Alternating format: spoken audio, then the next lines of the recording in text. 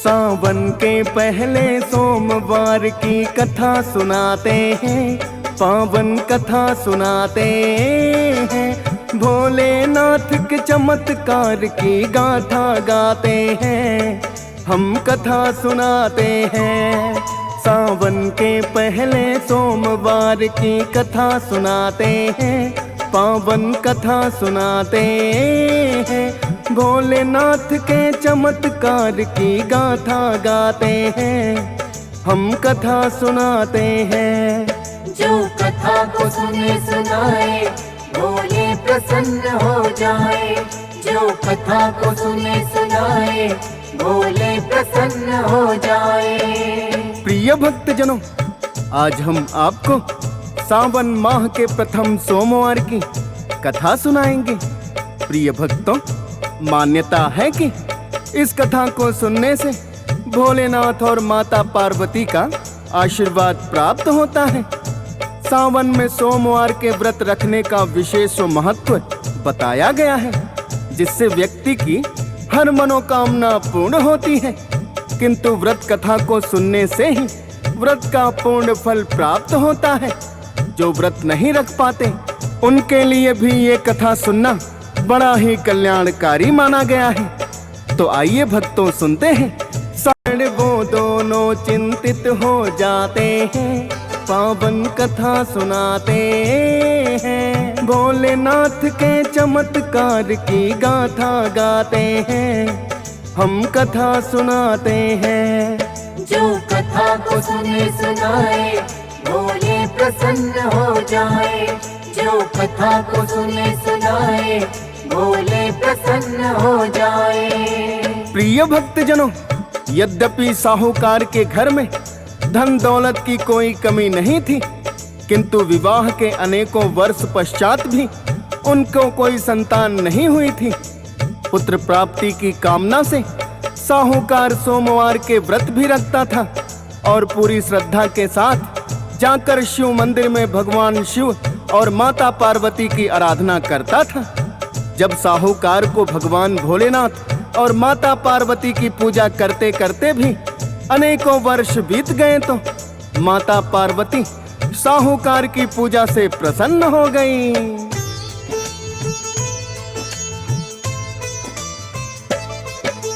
शिव पूजा में ऐसा लगाया साहूकार ने मन, माता पार्वती उसकी पूजा से हुई है प्रसन्न। भोलेनाथ से माता पार्वती ने फिर ये कहा है, श्रद्धा भाव से साहूकार ये पूजा करता है। रखता है हम दोनों के प्रति बड़ी ही श्रद्धा भावना, पूरी कर दो भोले इसकी जो है मनोकामना। सुन कर के सब बातें उनसे कहने लगे भोले, पुत्र का सुख नहीं इसके भाग्य में भोलेनाथ बोले। जिसके भाग्य में लिखा है जो सब उतना ही पाते हैं, पावन कथा सुनाते हैं। भोलेनाथ के चमत्कार की गाथा गाते हैं, हम कथा सुनाते हैं। जो कथा को सुने सुनाए भोले प्रसन्न हो जाए। जो कथा को सुने सुनाए भोले प्रसन्न हो जाए। प्रिय भक्तजनों, माता पार्वती से भोलेनाथ ने कहा कि हे देवी, जिसके भाग्य में जो लिखा है उसे उतना ही प्राप्त होता है, और इस साहूकार के भाग्य में पुत्र का सुख नहीं लिखा। तब माता पार्वती भोलेनाथ से कहने लगी कि हे प्रभु, आप तो भक्तों के भाग्य विधाता हैं। साहूकार की पूजा और श्रद्धा भावना से प्रसन्न होकर आपको इसको पुत्र का वरदान अवश्य ही देना चाहिए। भोलेनाथ माता पार्वती के कहने से साहूकार को पुत्र प्राप्ति का वरदान देने के लिए मान गए, किंतु उन्होंने कहा कि मैं आपके कहने पर इसे पुत्र का वरदान दे रहा हूँ, परंतु इसके पुत्र की आयु केवल 12 वर्षों की होगी। साहूकार भोलेनाथ की बातें सुन रहा था। यह सुनकर वह ना तो प्रसन्न हुआ और ना ही दुखी, अपितु पहले की भांति भोलेनाथ की पूजा करता रहा। ईवी पापा, स्कूटर स्कूटर।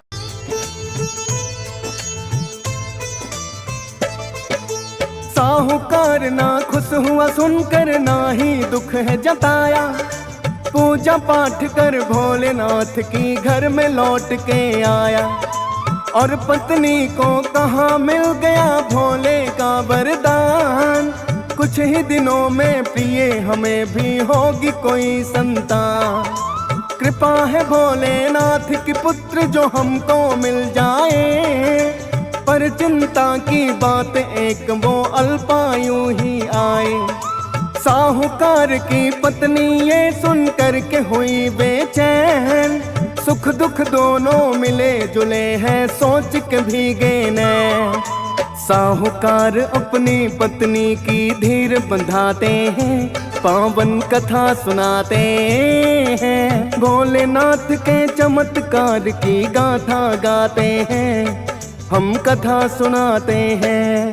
जो कथा को सुने सुनाए भोले प्रसन्न हो जाए। जो कथा को सुने सुनाए भोले प्रसन्न हो जाए।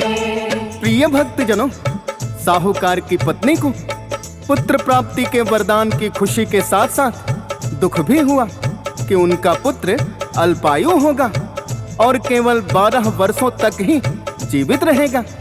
अपनी पत्नी को दुखी देखकर साहूकार कहने लगा कि हे प्रिय, जो भी होगा भोलेनाथ की इच्छा से होगा, अतः तुम व्यर्थ ही चिंता मत करो।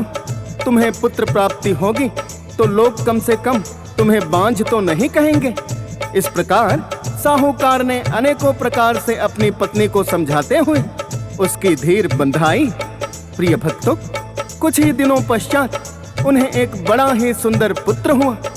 पति पत्नी दोनों जानते थे कि उनके पुत्र की आयु केवल 12 वर्षों की है, किंतु साहूकार और उनकी पत्नी फिर भी भोलेनाथ की पूजा पहले की भांति करते रहे।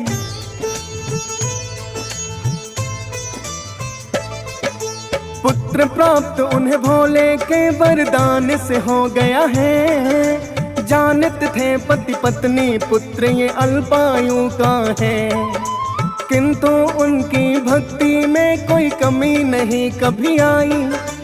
करते दोनों अपने पुत्र को लाड और प्यार बड़ा है। पति पत्नी वो सोमवार को व्रत भी करते हैं। माता पार्वती भोले का नाम सिमरते हैं। धीरे धीरे उनका पुत्र भी होने लगा बड़ा है। लगे सोचने दोनों ये ना कुछ भी लिखा पढ़ा है। विद्या प्राप्ति को उसे काशी भेजना चाहते हैं। पावन कथा सुनाते हैं। भोलेनाथ के चमत्कार की गाथा गाते हैं। हम कथा सुनाते हैं। जो कथा को सुने सुनाए भोले प्रसन्न हो जाए। जो कथा को सुने सुनाए भोले प्रसन्न हो जाए। प्रिय भक्तजनों, यद्यपि पति पत्नी जानते थे कि उनका पुत्र अल्पायु है, किंतु फिर भी उन्होंने सोचा कि इसे विद्या प्राप्ति के लिए काशी भेजना चाहिए। साहूकार क्योंकि अपने व्यापार में व्यस्त था, अतः उसने अपनी पत्नी के भाई को बुलवाया और कहा कि तुम अपने भांजे को विद्या प्राप्ति के लिए काशी ले जाओ। साथ ही उसे बहुत सारा धन दिया और कहा कि राह में जहां भी रुकना वहीं यज्ञ करवाना एवं ब्राह्मणों को भोजन करवाकर दान दक्षिणा देना। आज्ञा पाकर दोनों मामा भांजा यज्ञ कराते और दान दक्षिणा करते हुए काशी की ओर प्रस्थान कर गए।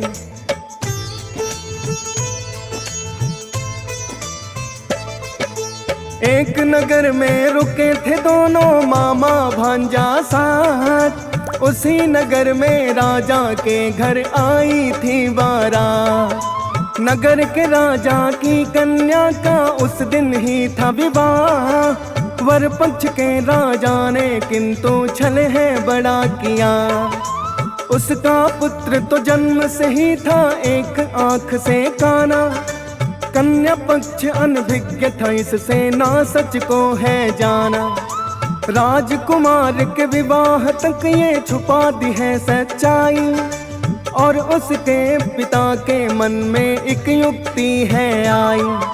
सैनिक भेज के मामा भांजा को बुलवाते हैं, पावन कथा सुनाते हैं। भोलेनाथ के चमत्कार की गाथा गाते हैं, हम कथा सुनाते हैं। जो कथा को सुने सुनाए भोले प्रसन्न हो जाए। जो कथा को सुने सुनाए भोले प्रसन्न हो जाए। प्रिय भक्तजनों, राजकुमारी और उसके पिता इस बात से अनभिज्ञ थे कि राजकुमार एक आंख से काना है। राजकुमार के पिता ने सोचा कि क्यों ना मैं अपनी होने वाली पुत्र वधू के फेरे इस साहूकार के लड़के से करा दूं, जिससे मेरे पुत्र के काना होने की बात भी पता नहीं चलेगी। फेरे होने के पश्चात वधू पक्ष कुछ कर नहीं पाएगा और मैं अपनी पुत्र वधू को लेकर अपने नगर में चला जाऊंगा। बदले में साहूकार के लड़के को कुछ धन दे दूंगा। राजा ने सैनिकों को भेजकर मामा भांजा को बुला लिया और अपने पुत्र की जगह साहूकार के पुत्र को विवाह की रस्में पूरी करने के लिए मना लिया। लेकिन साहूकार का पुत्र बड़ा ही ईमानदार था। उसके मन में आया कि किसी प्रकार से राजकुमारी और उसके पिता को राजकुमार के पिता द्वारा किए गए छल के बारे में बता दिया जाए।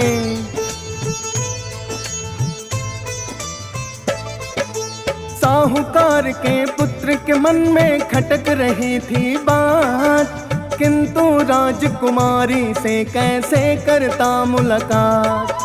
राजकुमार के पिता ने उसको दूल्हा बना दिया, अपने पुत्र की जगह उसे फेरों पर बिठा दिया। दुल्हन की चुनरी पर उसने लिख दी सब सच्चाई, रस्में हो गई पूरी, अब तो बस बाकी थी विदाई। फेरे लेकर दुल्हन अपने कक्ष में जो आई, अपनी चुनरी पर उसने कुछ देखी है जो लिखाई।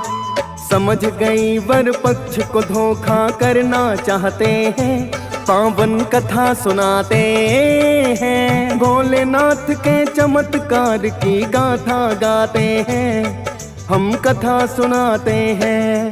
जो कथा को सुने सुनाए भोले प्रसन्न हो जाए। जो कथा को सुने सुनाए भोले प्रसन्न हो जाए। प्रिय भक्तजनों, फेरे होते हुए साहूकार के पुत्र ने दुल्हन की चुनरी पर सब बातें के साथ साहूकार के पुत्र का विवाह हुआ था।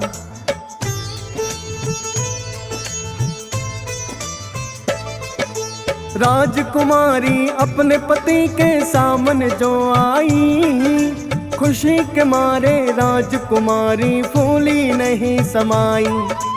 अपने पिता से राजकुमारी ने जाकर कहा है, विद्या ग्रहण करके पति मेरा वापस आ गया है।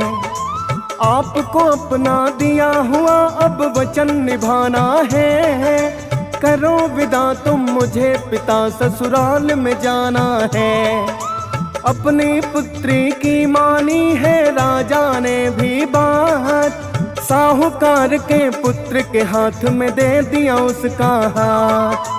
अपने पिता होने का राजा फर्ज निभाते हैं, पावन कथा सुनाते हैं। भोलेनाथ के चमत्कार की गाथा गाते हैं, हम कथा सुनाते हैं। जो कथा को सुने सुनाए भोले प्रसन्न हो जाए। जो कथा को सुने सुनाए भोले प्रसन्न हो जाए। प्रिय भक्तजनों, राजा ने बहुत सारा धन देकर अपनी पुत्री को साहूकार के पुत्र के साथ विदा कर दिया। इधर साहूकार और उसकी पत्नी सोच रहे थे कि 12 वर्ष पूरे होते ही उनके पुत्र की मृत्यु का समाचार प्राप्त हुआ तो वो भी प्राण त्याग कर देंगे।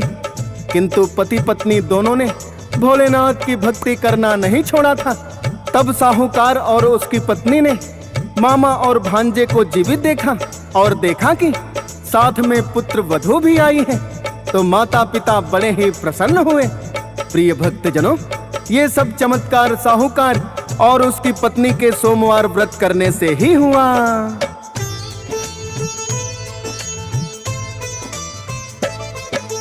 अल्पायु भी पुत्र लौट कर जीवित जो आया, साहूकार ने भोले के चरणों में शीश झुकाया। पहले सावन सोमवार की भक्तों कथा यही है, पूजा पाठ करके जो भक्तों जाति सुनी पढ़ी है। हंस राज रिलहन करता शिव चरणों में नमन, डीएस पाल ने श्रद्धा पूर्वक किया कथा का वर्णन। फौज सुरेश पे भोलेनाथ की कृपा बड़ी अपार, सिमर शारदे लिखता है तब ही कथा लगातार। सुनकर लाखों भक्त जिसे बड़ा पुण्य कमाते हैं, पावन कथा सुनाते हैं। भोलेनाथ के चमत्कार की गाथा गाते हैं, हम कथा सुनाते हैं। जो कथा को सुने सुनाए, भोले प्रसन्न हो जाए। जो कथा